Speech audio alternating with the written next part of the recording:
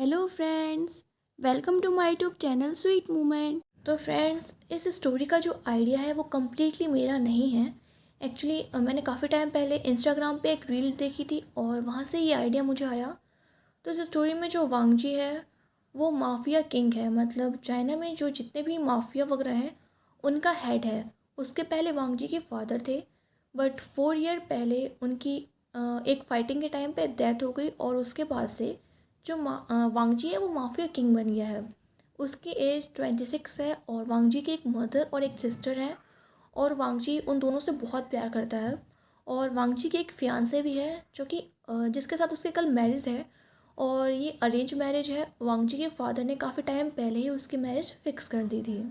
And friends, जो wing है उसकी एज अभी 20 है। 5 ईयर पहले जब वो अपने हाई स्कूल से आ रहा था तो उसकी कार का एक्सीडेंट हो गया था और उस एक्सीडेंट में जो है उसकी आईसाइट चली गई, वो ब्लाइंड हो गया। एंड उसके टाइम के जो एक्सीडेंट के टाइम की मेमोरी है उसे वो भी क्लियरली अच्छे से याद नहीं है। और विंग के जो मदर और फादर हैं वो उसको लेके काफ़ी ज़्यादा प्रोटेक्टिव है। जब से और ख़ासकर जब से विंग का वो एक्सीडेंट हो गया तब से वो लोग और भी ज़्यादा प्रोटेक्टिव हो गए हैं। और वो विंग को कभी भी घर के बाहर अकेला नहीं जाने देते। और विंग की एक सिस्टर भी है, उसकी बड़ी सिस्टर जिसकी एज 24 है। और वो विंग को बिल्कुल भी पसंद नहीं करती। वो विंग से काफ़ी ज़्यादा जेलस है और उससे बहुत ज़्यादा नफरत करती है, क्योंकि उसको ऐसा लगता है कि विंग की वजह से उसके मदर और फादर का अटेंशन उसे नहीं मिल पाता। उनके पेरेंट्स का सारा प्यार सिर्फ विंग को ही मिलता है। विंग अपनी सिस्टर से मिलने जा रहा था क्योंकि कल उसकी माफिया किंग के साथ मैरिज है। विंग अपनी सिस्टर के रूम में नॉक करता है और एंटर होता है और वो अपनी सिस्टर से पूछता है कि अभी वो कैसी है, उसे कैसा फील हो रहा है। कल उसकी मैरिज है, पर उसकी सिस्टर कहती है कि वो कल कोई मैरिज नहीं करने वाली। विंग ये सुन के काफ़ी ज़्यादा शॉक हो जाता है और अपनी सिस्टर से कहता है कि वो ऐसा कैसे कह सकती है। रोज़, जो कि विंग की सिस्टर का नाम था, वो कहती है कि यहाँ पर हर किसी को पता है कि माफिया किंग हार्टलेस है। उसमें बिल्कुल भी काइंडनेस नहीं है, वो बहुत ज़्यादा कोल्ड है। और मैं ऐसे कोल्ड हार्टेड पर्सन के साथ मैरिज नहीं कर सकती।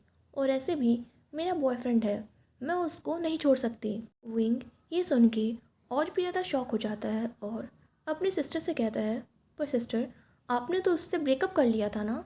ये सुनते ही रोज़ काफ़ी ज़्यादा लाफ करने लगती है और कहती है कि नहीं, मैं अपने बॉयफ्रेंड से ब्रेकअप क्यों करूँगी, मैं उसको नहीं छोड़ सकती और आज मैं उसके साथ यहाँ से जाने वाली हूँ।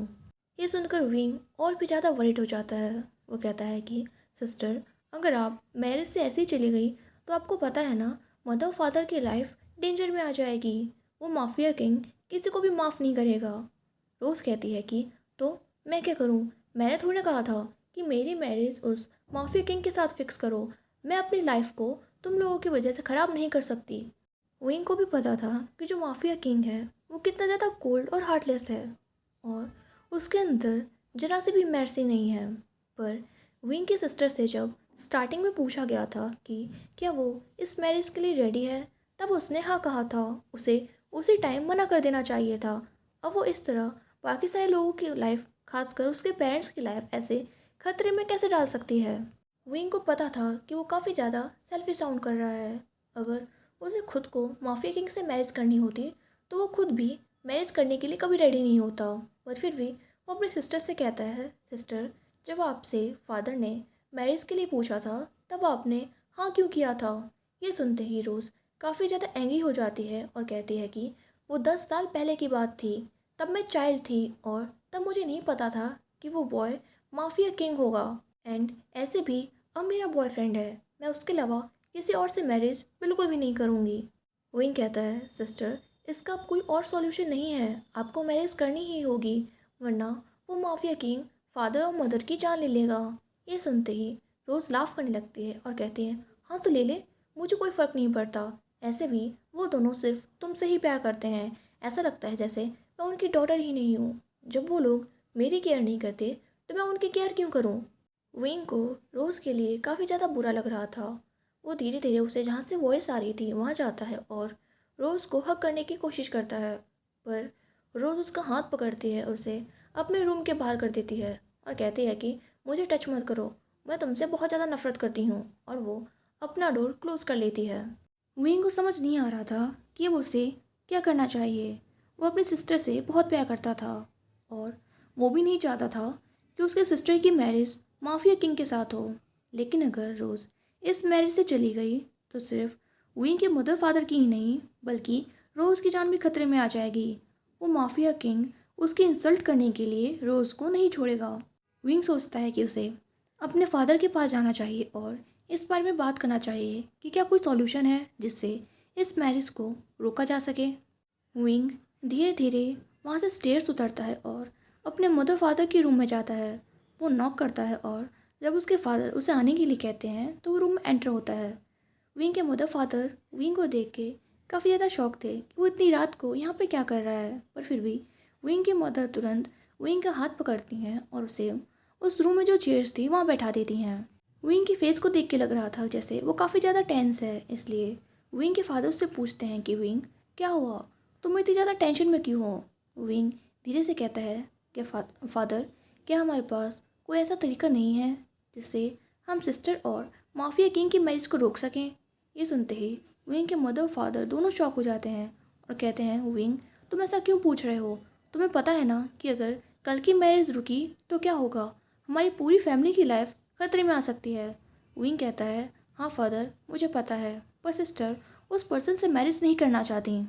ये सुनकर विंग के मदर फादर भी थोड़ी सी सैड हो जाते हैं, पर फिर विंग की मदर कहती है कि हमें पता है, लेकिन अगर रोज़ की मैरिज माफिया किंग से हो जाएगी तो उसकी लाइफ काफ़ी ज़्यादा इम्प्रूव हो जाएगी।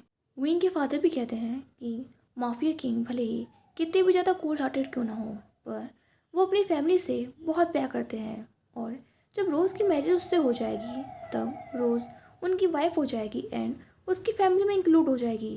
वो रोज़ का ध्यान रखेंगे और रोज़ को कोई भी प्रॉब्लम नहीं होगी। विंग को भी बात पता थी कि अगर उसकी सिस्टर की मैरिज माफिया किंग से लीगली हो जाएगी और वो उसकी फैमिली का एक मेंबर हो जाएगी तो कोई भी उसके सिस्टर के साथ कुछ भी बुरा नहीं कर पाएगा। और भले ही माफिया किंग कितना भी ज़्यादा हार्टलेस क्यों ना हो, वो अपनी वाइफ को तो नुकसान नहीं पहुंचाएगा। विंग की मदर फिर विंग से पूछती हैं कि विंग आखिर तुम ये सारी बातें क्यों कर रहे हो। तो विंग अपने मदर फादर को वो सारी बातें बताता है जो उसने अभी रूम में अपने सिस्टर के साथ की थी। और ये सुन के विंग के मदर फादर काफ़ी ज़्यादा शॉक हो जाते हैं और काफ़ी ज़्यादा वरीड भी। वो दोनों तुरंत विंग से कहते हैं कि तुम यहीं बैठो, हम तुम्हारी सिस्टर से मिल के आते हैं, और तुरंत रोज़ के रूम में जाने लगते हैं। पर जब वो लोग रोज़ के रूम में एंटर होते हैं तो वहाँ पर कोई भी नहीं था। ये देख के वो दोनों काफ़ी ज़्यादा टेंस हो जाते हैं और रोज़ को यहाँ वहाँ ढूंढने लगते हैं, पर उनके पूरे हाउस में रोज़ कहीं भी नहीं थी। विंग जब अपने मदर फादर को अपनी सिस्टर का नाम बार बार लाउडली लेते हुए सुनता है तो वो अभी हॉल में आता है और पूछता है कि क्या हुआ। विंग के मदर फादर जो काफ़ी ज़्यादा टेंस थे वो कहते हैं कि विंग तुम्हारी सिस्टर घर छोड़ के जा चुकी है, अब हम लोग पता नहीं क्या करेंगे। इधर माफिया किंग अपने मेंशन के ऑफिस में था और कुछ काम कर रहा था। तभी उसका एक गार्ड रूम में नॉक करके एंटर होता है और बताता है कि उसकी जो फियांसे थी वो घर छोड़ के भाग चुकी है। उस गार्ड को फील होता है कि जैसे ही उसने ये बात कही उस रूम का टेम्परेचर और भी ज़्यादा कोल्ड हो गया। माफिया किंग जो ये बात सुनता है कि उसकी होने वाली वाइफ घर छोड़ के भाग चुकी है, उससे बहुत ज़्यादा गुस्सा आने लगता है। वो ऐसे भी ये मैरिज वगैरह नहीं करना चाहता था, पर क्योंकि वो माफिया का हेड है इसलिए उसे मैरिज करनी ही थी, वरना उनका अगला हेड कैसे आएगा। और वो अपनी इस लीगेसी को नहीं छोड़ना चाहता था और उसकी मैरिज ये उसके फादर ने काफ़ी टाइम पहले फिक्स की हुई थी, जिसे वो चाह के भी मना नहीं कर सकता था। वो अपनी फियांसे से सिर्फ एक ही बार मिला था और वो तब से ही उस गर्ल को बिल्कुल भी पसंद नहीं करता था। उसे पता था कि ये गर्ल बहुत ज़्यादा ट्रबलसम है, पर उसने कभी भी ये नहीं सोचा था कि उस गर्ल में इतने ज़्यादा गट्स होंगे कि वो अपनी मैरिज के एक रात पहले मैरिज छोड़कर भाग जाएगी। माफिया किंग तुरंत अपनी चेयर से उठता है और ऑर्डर देता है कि उस गर्ल को जल्द से जल्द ढूंढा जाए, और वो खुद अपने कुछ कार्ड को लेके अपने फियांसे के घर जाता है ये पता करने के लिए कि आखिर ऐसा कैसे हुआ। वांग जी बहुत ज़्यादा गुस्से में अपने ऑफिस से निकलता है। उसे उस गर्ल पे बहुत ज़्यादा गुस्सा आ रही थी। अगर ये बात माफिया वर्ल्ड में सबको पता चली कि माफिया किंग की वाइफ उसे मैरिज के एक दिन पहले ही छोड़ के जा चुकी है, तो माफिया किंग की कितनी ज़्यादा इंसल्ट होगी।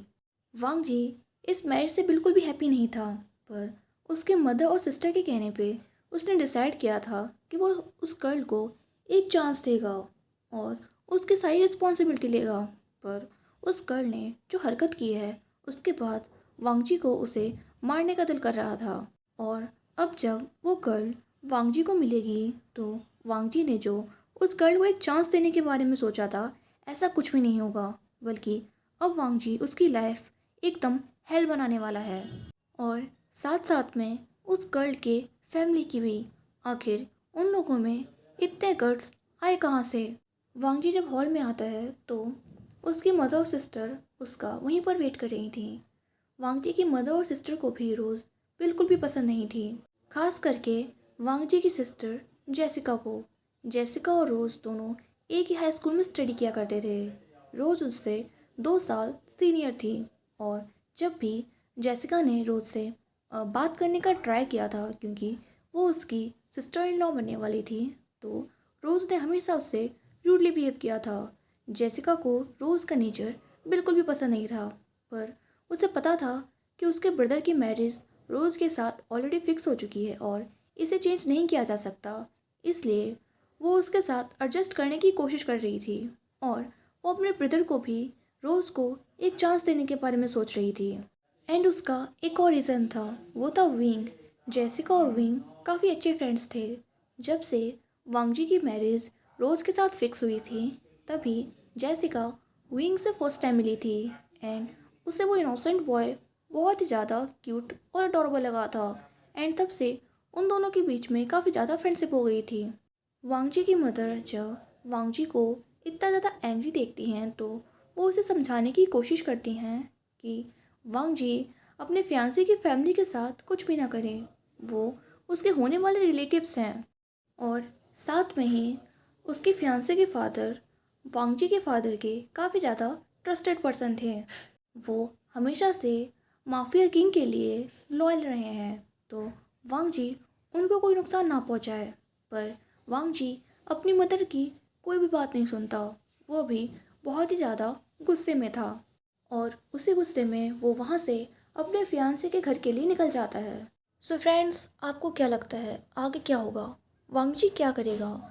वो बहुत ज़्यादा गुस्से में यहाँ से निकला है और उसकी फियांसे जा चुकी है एंड अब उसके टारगेट पे विंग एंड उसकी पूरी फैमिली है।